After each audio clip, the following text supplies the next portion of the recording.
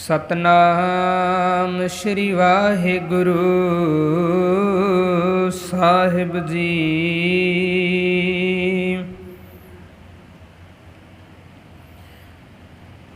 सतर सै सलार हैं जाके, सवा लाख पैगंबर ताके। शेख जो कहियह कोट 88, 56 कोट जाके खेल खासी। मोह गरीब की को गुजरावे, मजलस दूर महल को पावे। मोह गरीब की को गुजरावे, मजलस दूर महल को पावे। रहाओ 33 करोड़ी है खेल खाना, 84 लख फिरै दीवाना। बाबा आदम कौ किछ नदर दिखाई, उन पी पिसत कनेरी पाई। दिल खलहाल जाके दर्द रुबानी, दिल खलहाल जाके दर्द रुबानी।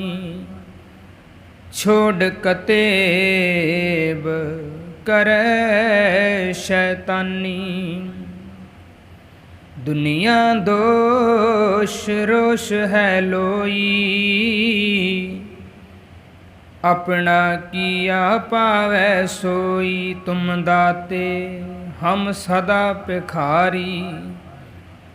देओ जवाब होए बजगारी। दास कबीर तेरी पनह समाना, पिसत नजीक राखम रहमाना। दास कबीर तेरी पनह समाना, पिसत नजीक राख रहमाना। वाहिगुरु जी का खालसा, वाहिगुरु जी की फतेह। परम सन्मानयोग जुगो जुग अटल चबर छत्र तख्त दे मालक गुरता गद्दी ते बिराजमान सारी मनुखता दे सांझे रहबर वालीए कुल आलम शब्द गुरु धन धन सतगुरु श्री गुरु ग्रंथ साहिब जी महाराज। सतगुरु जी दी पावन पवित्र हजूरी दे अंदर सुशोभित हो बैठे अति सत्कारयोग सत संगी प्यारिओ, आप जी बहुत वड्डियां भागां वाले हो। सतगुरु जी दी मुबारक गोद अंदर बैठ के गुरबाणी दा कीर्तन, गुरबाणी दी लड़ीवार कथा नूं श्रवण करन वास्ते बड़ी एकाग्रता दे नाल पावन दरबार दीयां हाज़रियां भरदे हो साध संगत। जितने अदब प्यार सत्कार दे नाल आप जी ने गुरबाणी दा कीर्तन श्रवण कीता है साध संगत, आओ उतने ही प्यार सत्कार दे नाल साध संगत गुरबाणी दी विचार दे नाल जुड़न दा यतन करिए। जिहड़े ਸਰੋਤੇ मीडिया दे माध्यम दे राही साडे नाल जुड़े ने ਅਤੇ ਜਿਹੜੀਆਂ ਸੰਗਤਾਂ ਦਰਬਾਰ ਵਿੱਚ ਸੁਸ਼ੋਭਿਤ ਨੇ, ਆਓ ਸਾਧ ਸੰਗਤ ਰਲ ਮਿਲ ਕਰਕੇ ਵਿਚਾਰਾਂ ਦੀ ਪ੍ਰਾਰੰਭਤਾ ਤੋਂ ਪਹਿਲਾਂ ਗੁਰੂ ਬਖਸ਼ੀ ਫਤਿਹ ਪ੍ਰਵਾਨ ਕਰੋ। ਅਦਬ ਪਿਆਰ ਸਤਿਕਾਰ ਦੇ ਨਾਲ ਆਖੋ ਜੀ ਵਾਹਿਗੁਰੂ ਜੀ ਕਾ ਖਾਲਸਾ ਵਾਹਿਗੁਰੂ ਜੀ ਕੀ ਫਤਿਹ।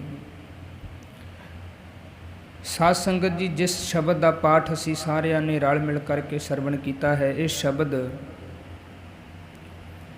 ਗੁਰੂ ਗ੍ਰੰਥ ਸਾਹਿਬ ਪਿਤਾ ਜੀ ਦੇ ਪਾਵਨ ਅੰਗ 1161 ਦੇ ਉੱਪਰ ਭੈਰੋ ਰਾਗ ਦੇ ਅੰਦਰ ਸੁਸ਼ੋਭਿਤ ਸਤਿਕਾਰਯੋਗ ਭਗਤ ਕਬੀਰ ਜੀ ਦੀ ਮੁਬਾਰਕ ਰਸਨਾ ਤੋਂ ਉਚਾਰਨ ਕੀਤਾ ਹੋਇਆ ਹੈ। ਔਰ ਸਾਧ ਸੰਗਤ ਤੇ ਭੈਰੋ ਰਾਗ ਦੀ ਭਗਤ ਬਾਣੀ ਦਾ 15ਵਾਂ ਸ਼ਬਦ ਹੈ। ਸਾਧ ਸੰਗਤ,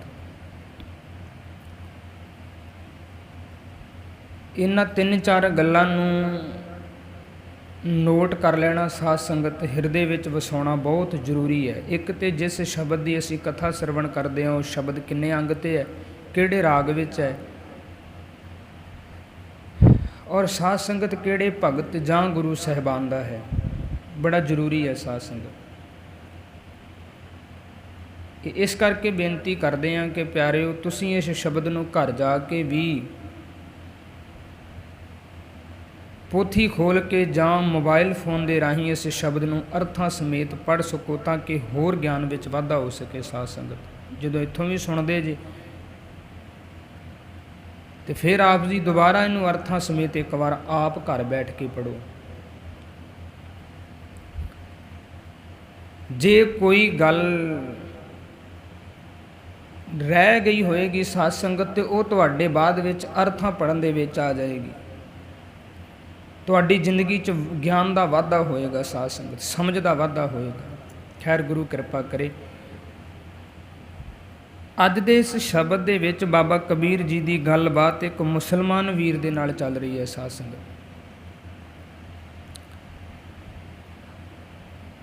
ਗੁਰਬਾਣੀ ਦੇ ਅੰਦਰ ਅਨੇਕਾਂ ਪ੍ਰਤੀਕ ਵਰਤੇ ਗਏ ਨੇ ਸਾਧ ਸੰਗਤ, ਮਨੁੱਖ ਨੂੰ ਸਮਝਾਉਣ ਦੇ ਵਾਸਤੇ। ਔਰ ਗੁਰੂ ਨਾਨਕ ਪਿਤਾ ਜੀ ਦੇ ਘਰ ਦਾ ਜਿਹੜਾ ਸਮਝਾਉਣ ਦਾ ਤਰੀਕਾ ਹੈ, ਉਹ ਬੜਾ ਪਿਆਰਾ ਹੈ ਸਾਧ ਸੰਗਤ, ਬੜਾ ਨਿਵੇਕਲਾ ਹੈ।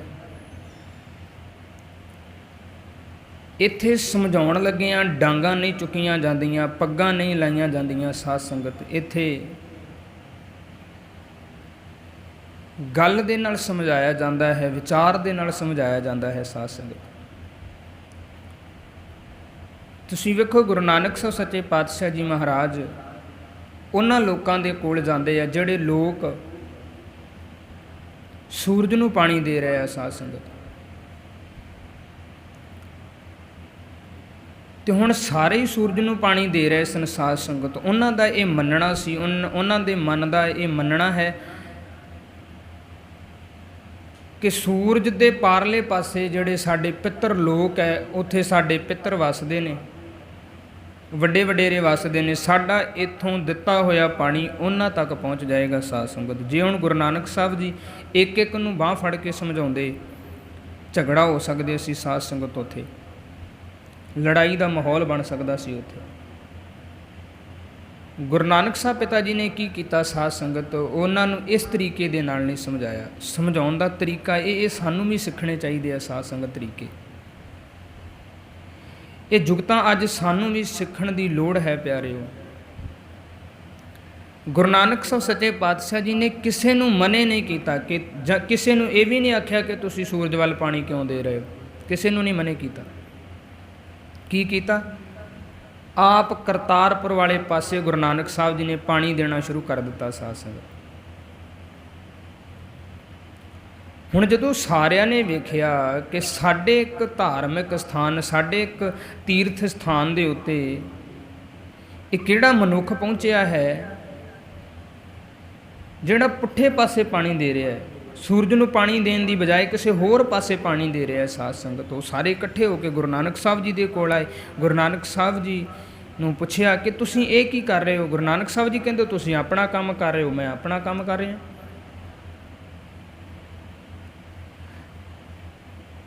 ਉਹਨਾਂ ਨੇ ਦੁਬਾਰੇ ਫਿਰ ਪੁੱਛਿਆ ਤੁਸੀਂ ਪਾਣੀ ਕਿੱਥੇ ਦੇ ਰਹੇ ਹੋ? ਗੁਰੂ ਨਾਨਕ ਸਾਹਿਬ ਜੀ ਕਹਿੰਦੇ ਤੁਸੀਂ ਕਿੱਥੇ ਪਹੁੰਚਾ ਰਹੇ ਹੋ?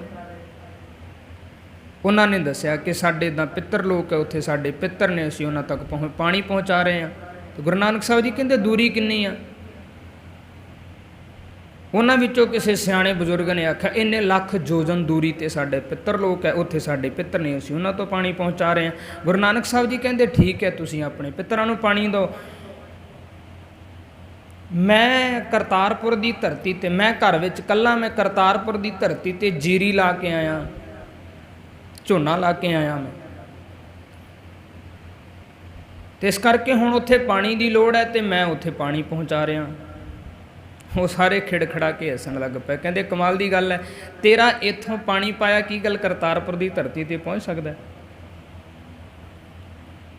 गुरु नानक साहब जी कहते इहो तो मैं तुहानूं समझाउणा चाहुंदा कि जे मेरा इत्थों दिता होया पानी करतारपुर नहीं पहुँच सकता तो तुहाडा फिर पितरलोक किवें पहुँच सकता है भला। मेरी तो दूरी बड़ी घट है, तुहाडी ते दूरी बहुत है, पैंडा ही बहुत लम्मा है, तो तुहाडा पानी किवें पहुँच जाएगा। साध संगत मैं सोचदा साध संगत उस वक्त बहुतात लोगों के दिल दिमाग में गुरु नानक साहब जी छा गए होंगे, बड़िया ने सिੱਖੀ ਨੂੰ धारण किया होएगा। वाह क्या बात है। गुरु नानक साहब जी की विचार विच कितना वजन है। साध संगत उस वक्त गुरु नानक साहब जी के कई सिख बने होंगे, उत्थे गुरु नानक साहब जी ने किसी नूं उच्ची आवाज़ विच भी नहीं ये आख्या कि तुसी पानी पाउणा बंद कर दो, तुसी ये पुठे काम कर जे, ये पखंड है, ये अडंबर है, किसी नूं मने नहीं किया। की कीता गुरु नानक साहब जी ने आप दूजे पासे पाउण लग पे, मसला हल हो गया। बहुतियां दे दिमाग विच ये गल आई, वाकई कही हुई गल है गुरु पीर बाबे दी ठीक है, साडा किवें पहुँच जाएगा जे इहदा नहीं पहुँच सकदा। बहुतियां विचों कईयां ने खिड़खड़ाउणा बंद कर दिता। साध संगत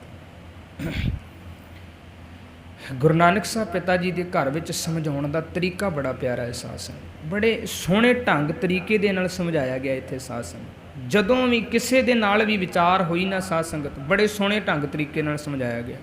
खैर गुरु कृपा करी। इत्थे अज साध संगत बाबा कबीर जी ने एक मुसलमान वीर कह रहा, कहंदा तुसीं मक्के काबे की धरती ते नहीं जाते, तुसीं खुदा नूं नहीं मनदे। की गल, तुसीं अपने खुदा नूं मनो, मक्के की धरती ते जाओ, काबे विच शीश झुकाओ। तो साध संगत बाबे कबीर जी ने बड़े प्यारे शब्दों के जवाब दिता। राह वाले बंद अंदर मालक जी कहंदे, मो गरीब की को गुजरावै। ते अगे शब्द आया, कहंदे मजलस दूर महल को पावै, मो गरीब को मो गरीब की को गुजरावै, मजलस दूर महल को पावै। बाबा कबीर जी कहंदे मेरी गरीब की अर्ज कौन अपड़ावेगा उथे। मैं गरीब, मैं जात दा जुलाहा। तो कहन लगे तू कहना है कि उसका दरबार दूर सतवें आसमान ते है, मैं तो गरीब जुलाहा हाँ, उसका घर मेरा कौन कौन लभेगा। साध संगत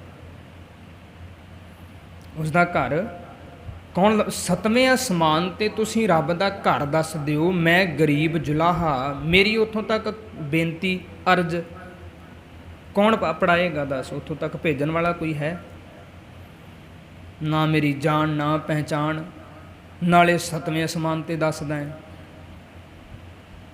एडी दूर तेरे बाबे दा, एडी दूर तुहाडे रब दा प्रभु दा घर है, मैं एक गरीब जुलाहा हाँ, मेरी अर्ज कौन उतों तक लेके जाए। कहंदे 70 सैसलार हैं जाके, कहंदे 7000 फरिश्ते,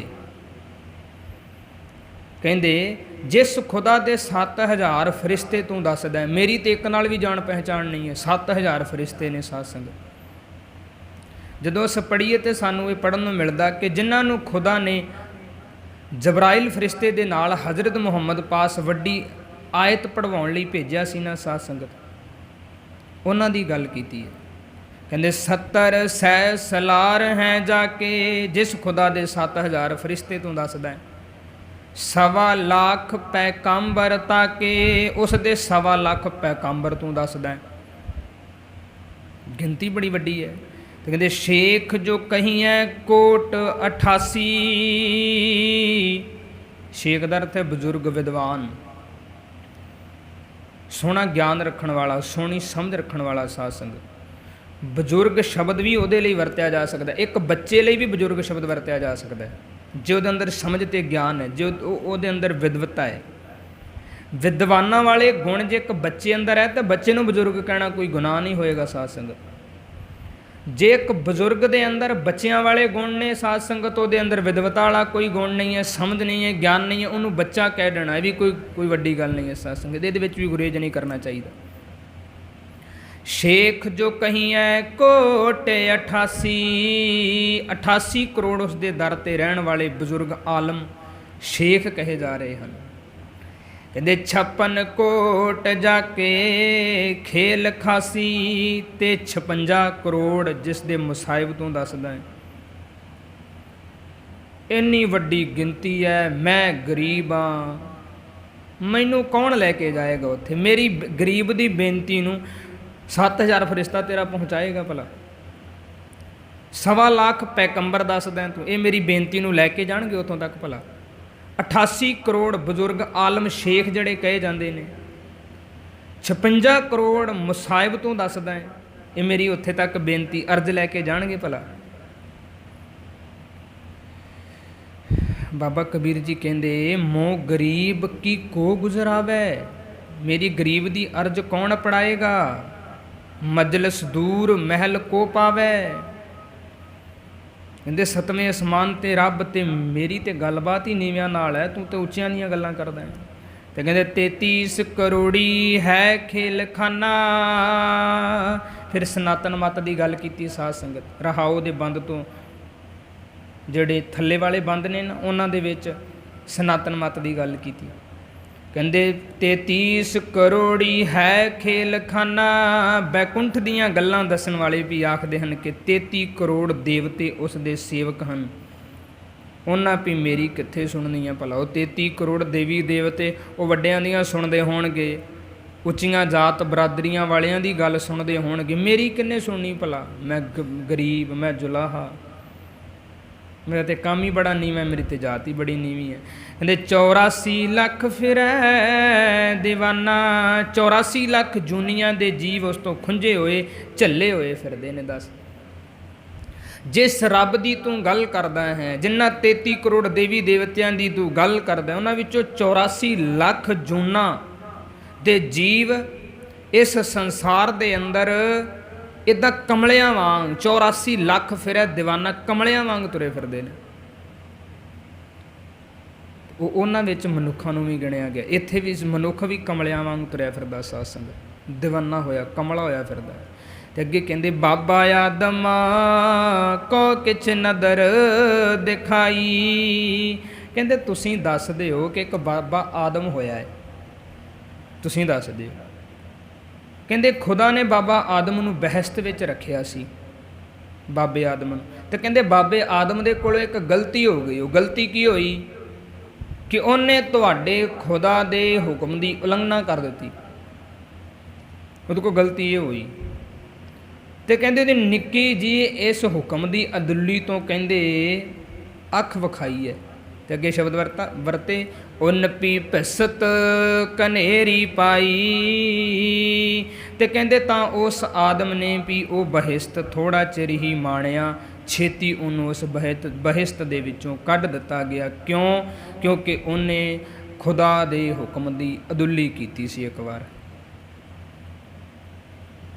ਤੇ ਕਹਿੰਦੇ ਜੇ ਬਾਬਾ ਆਦਮ ਵਰਗੇ ਕੱਢੇ ਗਏ ਤਾਂ ਦੱਸ ਮੈਨੂੰ ਗਰੀਬ ਨੂੰ ਉੱਥੇ ਕੋਈ ਕਿਤਨਾ ਕੁ ਚਿਰ ਰਹਿਣ ਦੇਵੇਗਾ?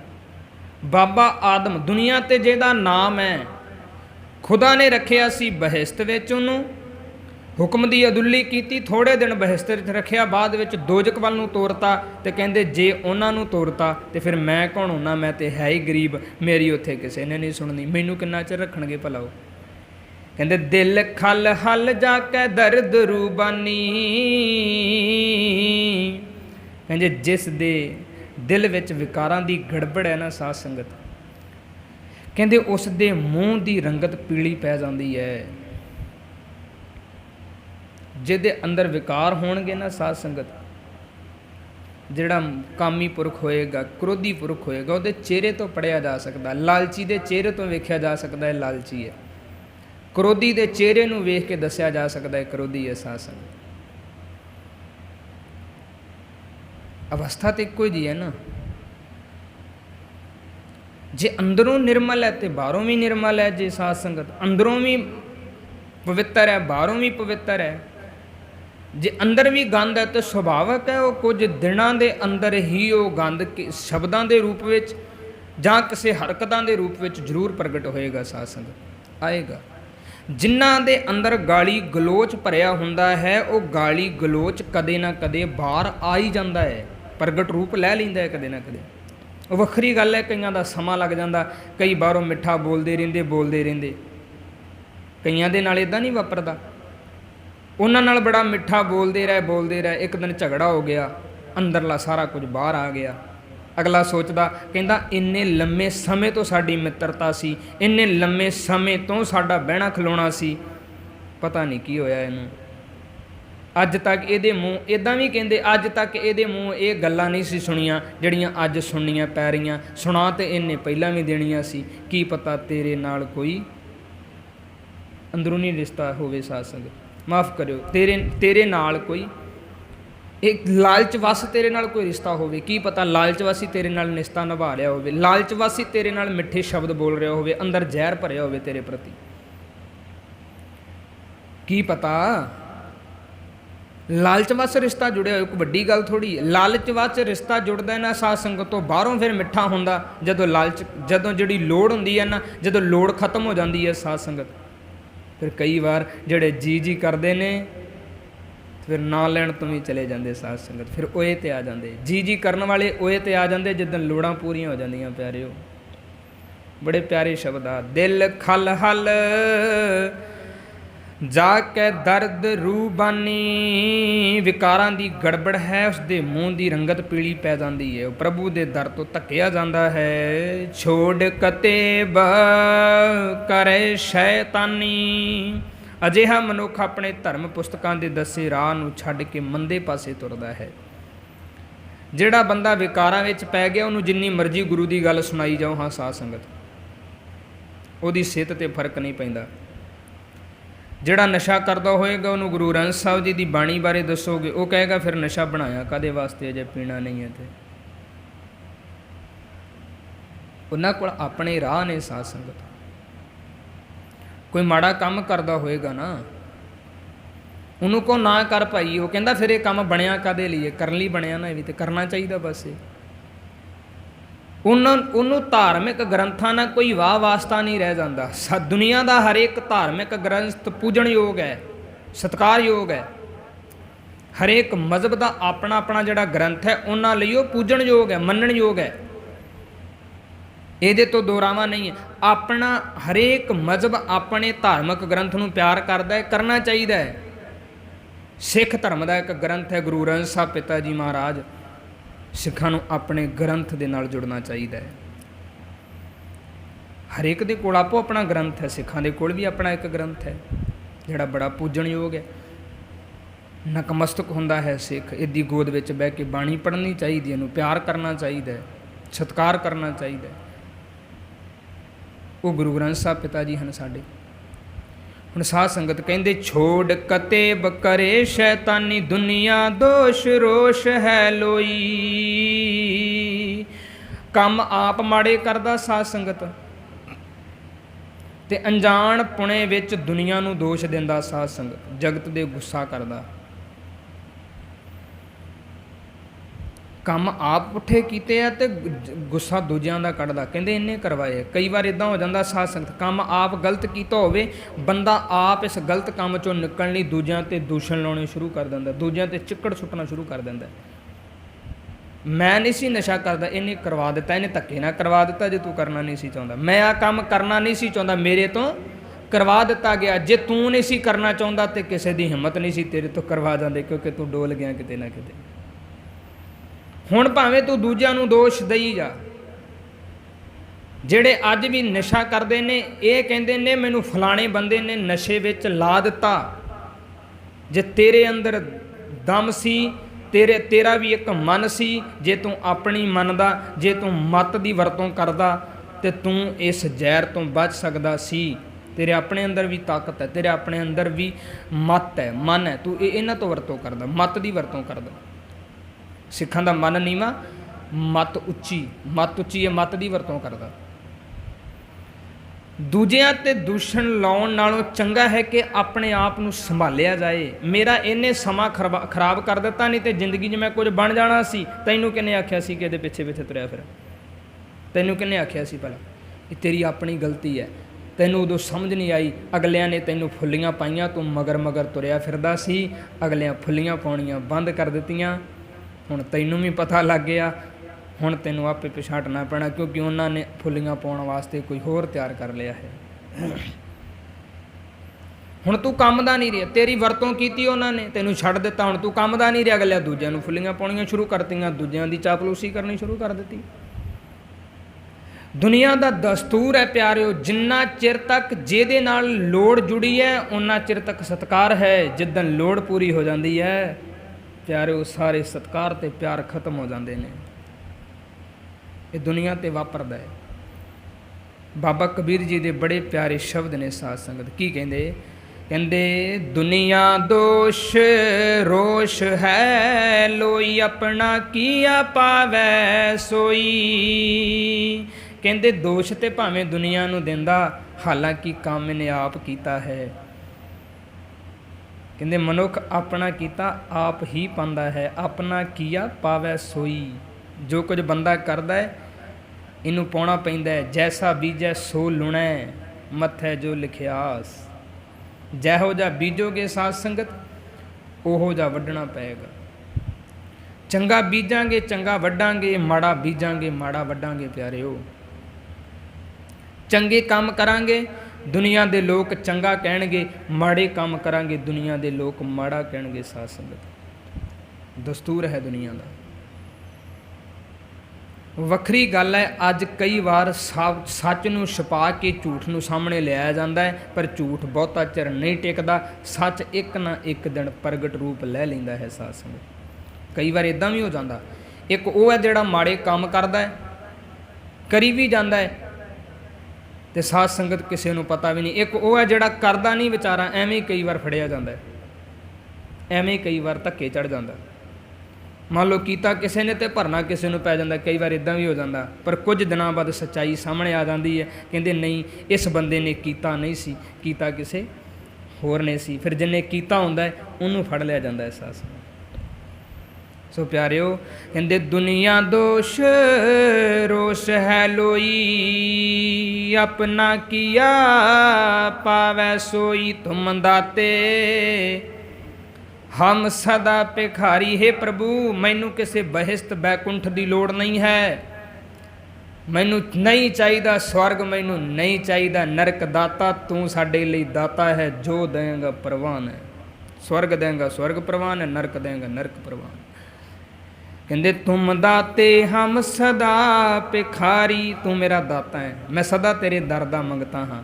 ਤੇ ਸਾਧ ਸੰਗਤ ਮੰਗਤੇ ਦੀ ਝੋਲੀ 'ਚ ਜੋ ਮਰਜ਼ੀ ਪੈ ਜਾ ਉਹਨੂੰ ਲੈ ਕੇ ਜਾਣਾ ਪੈਂਦਾ। ਜੇ 5 ਪੈ ਗਏ 5 ਲੈ ਜਾਣੇ, ਜੇ ਕਿਸੇ ਨੇ ਚੌਲ ਪਾ ਦਿੱਤੇ ਚੌਲ ਲੈ ਜਾਂਦਾ, ਜੇ ਕਿਸੇ ਨੇ ਦਾਲ ਪਾਤੀ ਦਾਲ ਲੈ ਜਾਂਦਾ। ਉਹਦੀ ਆਪਣੀ ਕੋਈ ਮੰਗ ਨਹੀਂ ਹੁੰਦੀ। ਸਾਧ ਸੰਗਤ ਰੱਬ ਸਾਡੇ ਲਈ ਦਾਤਾ ਹੈ, ਅਸੀਂ ਰੱਬ ਦੇ ਦਰ ਦੇ ਮੰਗਤੇ ਹਾਂ। ਰੱਬ ਜੋ ਝੋਲੀ 'ਚ ਪਾਉਂਦਾ ਸਾਨੂੰ ਪਵਾ ਲੈਣਾ ਚਾਹੀਦਾ ਹੈ। ਸਾਧ ਸੰਗਤ ਕਦੇ ਵੀ ਸਾਨੂੰ ਇਹ ਨਹੀਂ ਕਹਿਣਾ ਚਾਹੀਦਾ ਕਿ ਰੱਬ ਨੇ ਸਾਡੇ ਲਈ ਚੰਗਾ ਨਹੀਂ ਕੀਤਾ। ਤੁਮ ਦਾਤੇ ਹਮ ਸਦਾ ਭਿਖਾਰੀ, ਦਿਓ ਜਵਾਬ ਹੋਏ ਬਜਗਾਰੀ।